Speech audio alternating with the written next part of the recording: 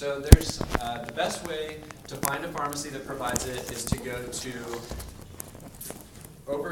I'll send out the link and make sure that's updated. It's this overdose-free PA website. So if you Google it, you can find that. It's got a section that says find naloxone, and it has a relatively updated list. I enlisted a couple of our pharmacy students to help make sure that it's accurate. It shows which formulations are available. I did see that the state physician, don't remember what their title is issuing a standing order so that you can walk into a pharmacy without a prescription and you can ask for naloxone, and if they carry it, the pharmacist can dispense it under that standing order. So essentially a prescription won't be required, but then you're dependent on your insurance potentially to cover the formulation. Patients usually have to pay for the nasal adapter additionally, so it's still up in the air what they'll actually be able to get. We have a link to that on the smart set. So is there a way to put it with the information that has got phrased your smart set? That's a great idea. We included it in the most recent naloxone letter. So if we get that loaded into the smart set, then potentially we could do that. So we'll work on that. So I thought it was interesting. Great project that you implemented here. I thought it was interesting that of the 4 rescues that you documented, 2 are not our patients in our system. Do you anticipate that by offering this service that you can actually increase your primary care services to a particularly vulnerable population? So how do you do that? Because you don't want to just rescue folks who only find somebody who's affiliated with the St. Margaret Family Health Center to get rescued, but rather as family physicians, our goal is to provide primary care in advance. How do you link these projects? Yeah, that's a great point. So actually all 4 of the reversals occurred in people who are not our patients. And so it does increase our footprint. I think it's an interesting thought regarding being able to increase other services to patients, them knowing perhaps that we have integrated behavioral health services, that we have pharmacists and primary care physicians who can provide care for their other chronic diseases that they may have encountered. We haven't worked on trying to roll that out specifically. Hopefully word of mouth to some extent will be helpful because we are providing free naloxone kits to patients who need it. Yeah, I think it might, the fact that you're going to, you have a letter and it might be valuable to include in that. We want to be your patient-centered medical home. And these are some of the services, whatever your behaviors are. And these are the things that we want to offer because ultimately the goal is going to be somebody has to pay for this. And you want to be able to link that payment to a more comprehensive care that ultimately will hopefully have this person not getting emergency services from the system, but rather getting a more public health approach to this. Absolutely. I think we're trying to do that with our extension on the inpatient service. And we have a small clause in the letter, but building on that would be great. So thank you so much. Thank you.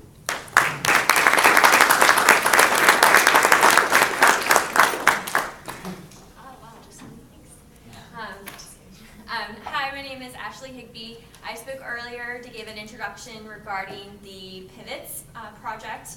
So I'll be continuing with that to talk about my specific project within Pivots, because it's a survey of patient perceptions.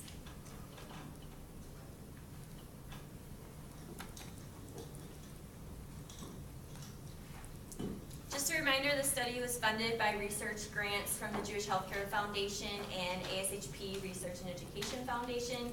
The investigators retained full independence in conduct of this research. So just a refresher, we had specific aims within Pivots. Mine will be looking at the perceptions of care, aim 3. The study objective is to evaluate the impact of the novel practice on independent living patients through a longitudinal survey of patients regarding perceptions of drug therapy problems and coordination of care. This was an IRB approved study where we looked at a prospective qualitative and quantitative survey analysis. It included our geriatric patients at the outpatient offices in Oakmont, as well as starting with the St. Margaret's Geriatric Care Center in the fall. We excluded patients that were less than 65 years of age, non-English speaking, or those that lived in a skilled nursing facility, assisted living facility, or that were homeless. And as well as if they didn't have proxy consent, if they had impaired decisional capacity. So there was a tool that we put in place because they are geriatric patients and they may have impaired decisional capacity. So we did have a screening for that, and if they had a caregiver, they could consent for them. So we developed a survey. So those that were here last year may have remembered me given the introduction of preliminary results. A lot of last year was survey development, where we really didn't feel like there was a survey out there that kind of captured our unique practice that was described earlier, which can also be found on the purple sheets for those that missed it. So we developed a new survey that had open-ended questions that really kind of focused on the patient-pharmacist interaction, ways pharmacists had impacted their care and within the team setting, and how well their team worked together to care for them. We also included some validated tools such as adherence, self-efficacy, care transitions, as well as functional status. So we surveyed patients at baseline and then again in 6 months. Through the grant, we were able to support the surveys through iPads, and we developed the survey within the Qualtrics. So my first thought was, whoa, iPads and the older adult population, are we really doing this? But it's actually worked pretty well. So as we look into the study flow, so 146 patients that have been included, 37 were excluded due to age or if they lived in the assisted living facility or nursing home. 51 had refused to participate in the study. 58 patients were surveyed at baseline. To date, we're 16. Looking at those patients, 16, it wasn't time for them to be resurveyed yet. 7, we lost the follow-up. 1 withdrew, 1 moved to assisted living facility, and 1 passed away. So out of those patients, 32 have been resurveyed 6 months later, give or take a month.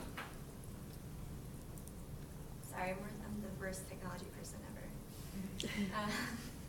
So looking at the 32 resurveyed patients that follow up, we kind of broke these down into subgroups. So we wanted to see those that answered the survey if they had pharmacist interaction or if they have not had pharmacist interaction.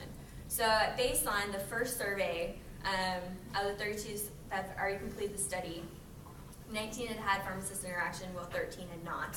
But then when we resurveyed them 6 months later, we found, we broke it up again to see if they had interacted with the pharmacist continually or not, or those that hadn't interacted with the pharmacist before and then had by the time they took the resurvey, kind of what those perceptions were and how that's changed. So our average age was about 82 years old, majority female, with a Charlson comorbidity index of 1.6, and this just kind of gives us an idea of the complexity of the patient. Medications, the average was about 7 prescription, as well as about 4 over the counter, and hospitalizations, it was about 6 to 7. So one of the questions that we asked patients on a Likert scale was how important they thought having a pharmacist in their doctor's office was. So group 1 is the first set of the 3 columns, so this was the patients that interacted with the pharmacist at baseline, whereas group 2 is the patients that had not interacted with the pharmacist at baseline. But what I wanted to point out was, within the group 2, those patients that hadn't interact with the pharmacist at baseline and then had interact with the pharmacist at follow-up within 6 months, this perception has actually increased by 34%.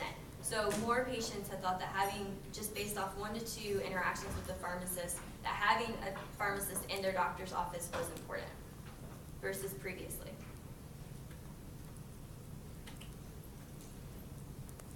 So looking at these specific patients, those that had within the group 2, so those that hadn't interacted with the pharmacist at baseline, we asked them what are their thoughts about having a pharmacist in their doctor's office. And we got kind of the mixed things. Like some thought it would be helpful, some wasn't sure. One person said not really. And then we also asked them to help kind of target our quality and how ways we can improve. And we asked them what ways do they think having a pharmacist could help them.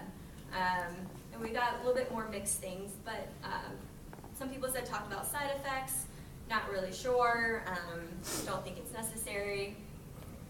But interestingly enough, when we resurveyed them, these patients that interacted with the pharmacist since their baseline, we asked them how is managing their medications differently with a pharmacist than their previous doctors without a pharmacist.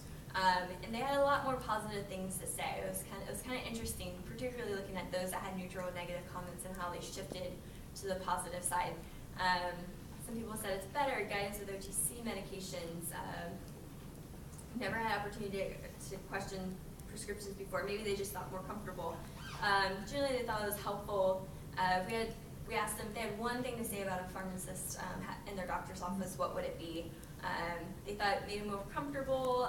They thought it was important, helpful. One person said just someone to fill medications. We don't actually fill medications at the outpatient geriatric office, so that may be maybe something that we can do better about explaining our role differently than a community pharmacist. And this was a word cloud from the preliminary results last year with pharmacists that had interacted, or patients that had interacted with the pharmacist. And again, the key thing is they just thought it was helpful.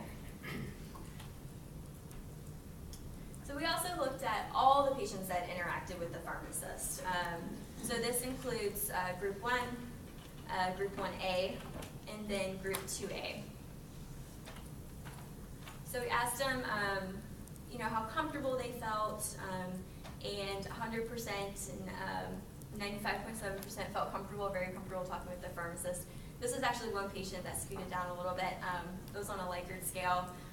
They put strongly disagree instead of strongly agree, so, but it didn't really match up with their other answers, so that's probably our fault for not catching that. But they also agree that having a pharmacist in their doctor's office gave them more time to ask questions, and strongly agree that pharmacists knew their medical history, and that the pharmacist and their physician worked together well.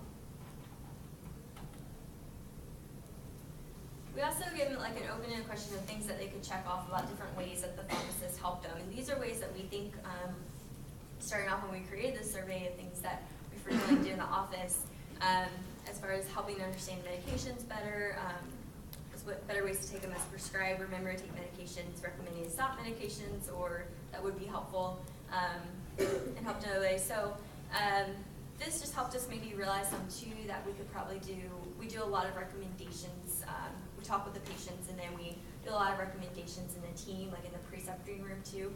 So we can probably do a better job of explaining ways that we can help the patient and how we contribute to the team, as well as versus the community pharmacist and versus having the pharmacist right there in their doctor's office.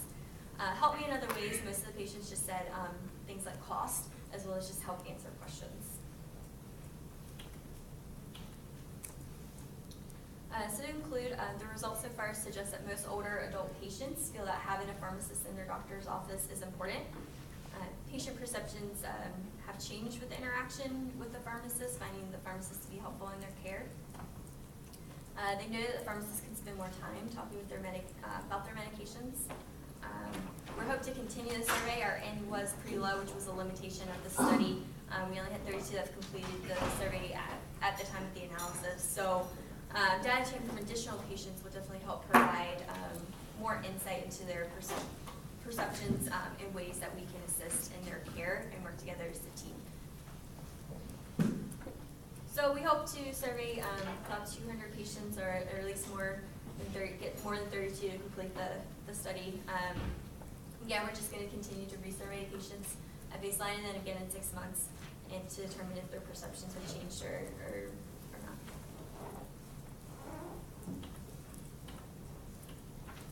References.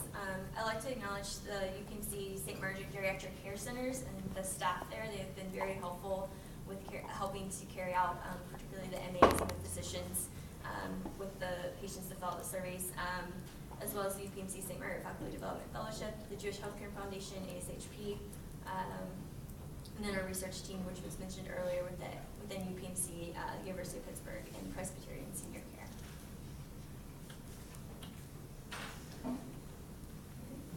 Any questions?